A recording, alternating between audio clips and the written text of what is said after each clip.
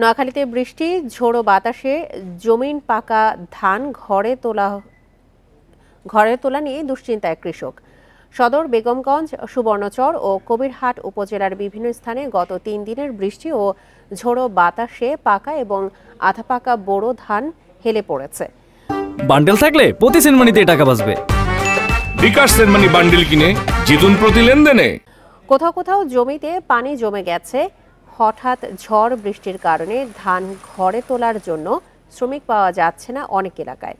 এছাড়া ৩ দিনের বৃষ্টিতে শাকসবজির ক্ষতি হয়েছে বলে জানিয়েছেন কৃষকরা। দুপুর ১২টা পর্যন্ত গত ২৪ ঘন্টায় নোয়াখালীতে ২৪ মিলিমিটার বৃষ্টিপাত রেকর্ড করা হয়েছে।